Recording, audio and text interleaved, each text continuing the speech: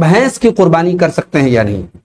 دیکھیے میرے بھائیوں، اللہ تعالیٰ نے قرآن کریم میں سورہ حج میں فرمایا کہ بہیمۃ الانعام پر اللہ کا نام لو۔ اب بہیمۃ الانعام کون جانور ہیں؟ سورہ انعام کے اندر اللہ تعالیٰ نے وضاحت کی کہ جو بہیمۃ الانعام ہیں، سورہ انعام کی 143 اور 144، 143 اور 144 نمبر کی آیت میں اللہ نے فرمایا ثمانیۃ ازواج، 8 جانور ہیں، من الضأن اثنین ومن المعز اثنین، بھیڑ کا جوڑا، بکرے کا جوڑا، ومن الابل اثنین ومن البقر اثنین، اونٹ کا جوڑا اور گائے کا جوڑا۔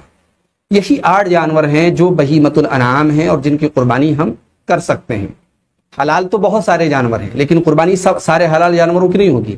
بھینس حلال ہے، اس کا گوشت کھانا حلال ہے، اس کا دودھ پینا حلال ہے، وہ حلال جانوروں میں سے ہے، مگر قربانی کر سکتے ہیں یا نہیں اس بارے میں اہل علم کا اختلاف ہے۔ بہت سارے علماء نے، کیونکہ عربی لغت کی کتابوں میں یہ کہا گیا ہے کہ الجاموس نوع من البقر، بھینس بھی گائے کی ایک قسم ہے، تو چونکہ لغت کی روح سے بھینس گائے کی قسم میں شامل ہے، اس لیے بہت سارے علماء نے بھینس کی قربانی کو صحیح قرار دیا ہے، جائز قرار دیا ہے۔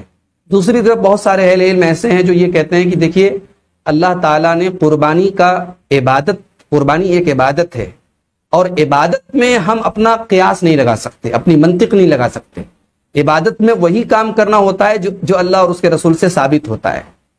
تو بھینس اگر گائے کی قسم میں سے ہوتی تو بہت سارا فرق گائے اور بھینس میں نہ ہوتا۔ ہم جانتے ہیں کہ گائے اور بھینس میں بہت فرق ہے، دونوں کے مزاج میں فرق ہے، دونوں کے گوشت میں فرق ہے، دونوں کے دودھ میں فرق ہے، اور پھر گائے اور بھینس کا کبھی جوڑا بھی نہیں ہو سکتا ہے۔ یہ بھی ایک بہت واضح اور جو ہے ظاہری فرق ہے جس سے یہ ثابت ہوتا ہے کہ گائے اور بھینس ایک جنس میں سے نہیں ہے۔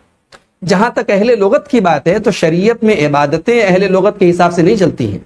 آپ دیکھیں لغت میں اگر آپ لسان العرب وغیرہ میں تو یہاں تک لکھا ہے کہ اشات، جو عربی میں اس کو عام طور سے ہم ترجمہ کرتے ہیں بکری، اشاتوں کا لفظ جو ہے عربی میں یہ بھیڑیا کے لیے بھی استعمال ہوتا ہے، یہ ہرن کے بچے کے لیے بھی استعمال ہوتا ہے۔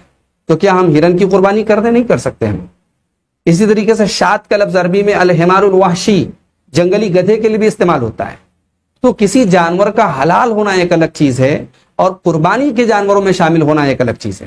اس لیے بہت سارے علماء کی تحقیق ہے، لیکن دلیل کے اعتبار سے جو راجح اور مضبوط بات نظر آتی ہے وہ یہی ہے کہ بھینس کی قربانی کے بجائے انہی 8 جانوروں کی قربانی کی جائے۔ ہاں جہاں مجبوری ہو، ہمارے پاس کوئی اور آپشن نہ ہو، کوئی اور جانور اویلیبل نہ ہو، وہاں الگ مسئلہ ہے۔ جہاں ہمارے پاس اور الٹرنیٹ اویلیبل ہے وہاں ہم بھینس کی قربانی سے بچیں اور پرہیز کریں، یہی زیادہ راجح اور مضبوط بات سمجھ میں آتی ہے۔